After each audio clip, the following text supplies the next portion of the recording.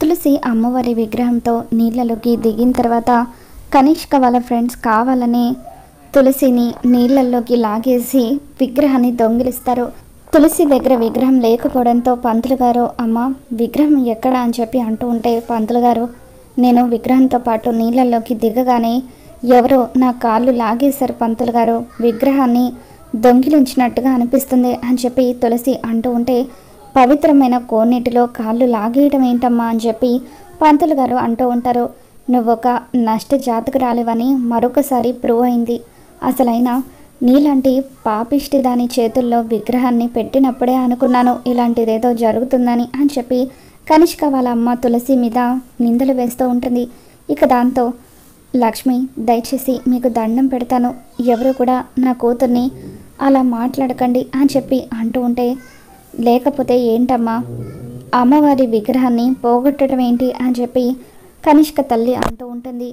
ఇక దాంతో కనిష్క పంతులు గారితో పంతులు గారు ఈ గుడి ఆచారం ప్రకారం విగ్రహం పోగొట్టిన వాళ్ళకు ఏదో ఒక శిక్ష ఉండే ఉంటుంది కదా, అదేంటో చెప్పండి అని అంటూ ఉంటే అవునమ్మా విగ్రహాన్ని పోగొట్టినందుకు గాను ఈ అమ్మాయికి శిరోముండనాన్ని శిక్షగా వేస్తారు అని చెప్పి అంటూ ఉంటే అప్పుడు లక్ష్మి పంతులు గారికి దండం పెడుతూ పంతులు గారు రేపు నా కూతురి పెళ్ళి, అటువంటిది ఇప్పుడు తనకి శిరోముండనాన్ని శిక్షగా విధించడం ఏంటి పంతులు గారు, మీ కాలు పట్టుకుంటాను, దయచేసి అటువంటి శిక్షను నా కూతురికి విధించకండి, కావాలంటే ఆ శిక్ష నేను అనుభవిస్తాను అని చెప్పి లక్ష్మి అంటూ ఉంటుంది. దాంతో పంతులు గారు అలా కుదరదమ్మా, తప్పు చేసింది మీ కూతురు కాబట్టి శిక్ష అనుభవించాల్సింది కూడా మీ కూతురే అని చెప్పి పంతులు గారు అంటూ ఉంటారు. పంతులు గారు దయచేసి మా అక్కని వదిలేయండి, మా అక్క చాలా మంచిది, ఎక్కడో ఏదో పొరపాటు జరిగింది, మా అక్క కావాలని విగ్రహాన్ని పోగొట్టదు కదా అని చెప్పి జాను అంటూ ఉంటే అవన్నీ నాకు తెలియదమ్మా, గుడి నియమాల ప్రకారం జరగాల్సింది చెప్పాను అని పంతులు గారు అంటూ ఉంటారు.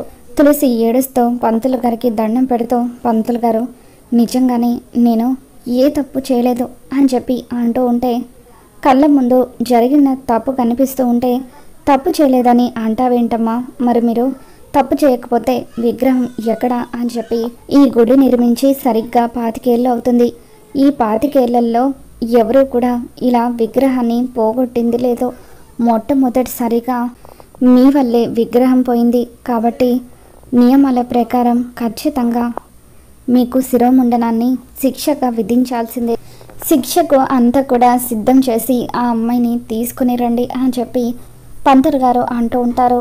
దాంతో కనిష్క ఈరోజు నీ సంగతి తెలుస్తాను, పదవే, ఆ అమ్మవారికి కూడా నీ చేతులతో పూజలు అందుకోవడం ఇష్టం లేదు, అందుకే ఇలా జరిగింది అని చెప్పి కనిష్క తులసి జుట్టు పట్టుకొని ఈడ్చుకెళ్తూ ఉంటే అమ్మ దయచేసి నా కూతుర్ని వదిలేయండి, అది ఏ తప్పు చేయలేదు అని చెప్పి లక్ష్మి ఎంతగానో బాధపడుతూ ఉంటుంది. ఖుషి కూడా వాళ్ళని ఆపడానికి ప్రయత్నిస్తూ ఉంటుంది. ఇక ఖుషి ఇప్పుడు అమ్మని ఎవరు కాపాడుతారో, ఫ్రెండ్ ఈ గుడిలోనే ఉన్నాడు కదా, ఆ రోజు నన్ను రౌడీలో నుండి కాపాడినట్టుగానే ఇప్పుడు తులసి అమ్మని కూడా ఫ్రెండ్ కాపాడుతాడేమో, వెళ్ళి అడుగుతాను అని చెప్పి హోమంలో ఉన్న సిద్ధు దగ్గరికి ఖుషి వస్తుంది. ఏంటి పాప ఇలా వచ్చావో అని అంటూ ఉంటే మా తులసి అమ్మను అక్కడ వాళ్ళు లాక్కెళ్తున్నారు, విగ్రహం పోయిందని చెప్పి ఇప్పుడు తులసి అమ్మకి గుండు చేస్తారట అని చెప్పి ఖుషి అంటూ ఉంటుంది. దాంతో సిద్ధు హోమంలో నుండి లేస్తూ ఉంటాడు.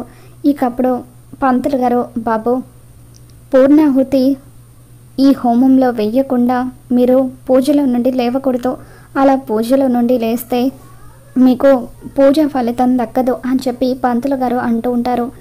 ఈ పూజ అయిపోవడానికి ఇంకా ఎంత టైం పడుతుంది పంతులు గారు అని చెప్పి సిద్ధు అంటూ ఉంటే మరొక 2 నిమిషాల్లో పూర్తవుతుంది బాబు అని చెప్పి పంతులు గారు మంత్రాలు చదువుతూ ఉంటారు.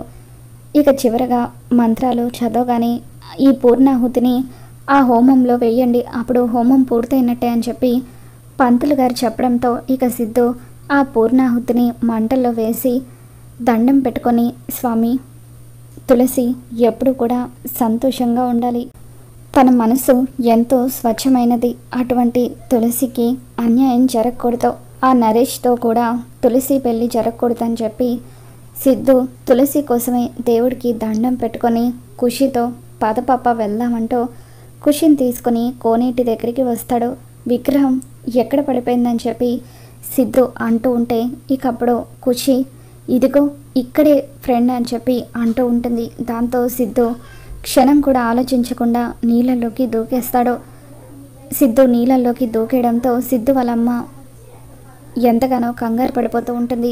అటువైపు వెళ్ళకండి బాబు, లోతు ఎక్కువగా ఉంటుంది అని చెప్పి గుడికి వచ్చిన భక్తులు సిద్ధుకి చెబుతూ ఉంటారు. అయినప్పటికీ సిద్ధు మాత్రం వాళ్ళెవరి మాటలు లెక్క చేయకుండా ఆ నీళ్ళల్లో విగ్రహం కోసం వెతుకుతూ ఉంటాడు. ఇక అప్పుడు సిద్ధుకి ఆ నీళ్ళ లోతుల్లో ఒక చోట అమ్మవారి విగ్రహం కనిపిస్తుంది. ఇక దాంతో సిద్ధు ఆ విగ్రహాన్ని పైకి వస్తూ ఉంటాడు. మరోపక్క అక్కడున్న కనిష్క వాళ్ళ ఫ్రెండ్స్ వీళ్ళందరూ కూడా కావాలనే తులసిని టార్గెట్ చేస్తూ తులసికి గుండు చేయడానికి సిద్ధపడి ఇక తన తల మీద నుండి నీళ్లు పోస్తూ ఉంటారు. తులసి ఎంతగానో బాధపడుతూ ఉంటుంది. నా కూతుర్ని కాపాడే దేవుడే లేడా అని చెప్పి లక్ష్మి ఏడుస్తూ ఉంటుంది. ఇక అలా వాళ్ళు తులసికి గుండు చేయడం కోసం అని చెప్పి బ్లేడ్ తులసి తల మీద పెట్టగానే సిద్ధు విగ్రహంతో అక్కడికి ఎంట్రీ ఇస్తాడు. ఒక్క నిమిషం ఆగండి అని చెప్పి సిద్ధు మీరు అసలు ఆడవాళ్ళేనా, ఏం జరిగిందో తెలుసుకోకుండా అన్యాయంగా తులసికి శిక్ష వేయాలని చూస్తారా అని చెప్పి సిద్ధు మండిపడుతూ ఉంటే సిద్ధు అసలు ఇది ఏం చేసిందో నీకు తెలుసా అని చెప్పి కనిష్క అంటూ ఉంటుంది. దాంతో సిద్ధు నువ్వు నోర్ముయ్, ఏం జరిగిందో మొత్తం కూడా నాకు తెలుసు అని చెప్పి సిద్ధు అంటూ ఉంటాడు. పంతులు గారు, విగ్రహం పోగొట్టినందుకే కదా తులసికి శిక్ష విధిస్తున్నారు. ఇదిగోండి మీరు పోయిందనుకుంటున్న విగ్రహాన్ని నేను జాగ్రత్తగా తీసుకుని వచ్చాను.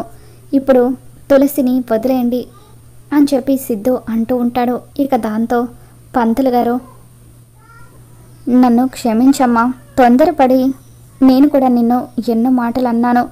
ఇప్పుడు నేను అన్న మాటల్ని వెనక్కి తీసుకుంటున్నాను. విగ్రహం దొరికింది కాబట్టి నీకు ఎటువంటి శిక్ష ఉండదు అని చెప్పి పంతులు గారు అంటూ ఉంటారు. ఇక దాంతో తులసి ఎంతగానో ఏడుస్తూ ఉంటుంది. బాబు సిద్ధు, ఈరోజు నా కూతురి పరువుని కాపాడావు. నీకు ఎలా కృతజ్ఞతలు చెప్పాలో కూడా అర్థం కావట్లేదు అని చెప్పి లక్ష్మి నీ కాళ్ళు పట్టుకుందామంటే నువ్వు చిన్నవాడివి అయ్యావు అని చెప్పి లక్ష్మి సిద్ధుకి దండం పెడుతూ ఉంటుంది.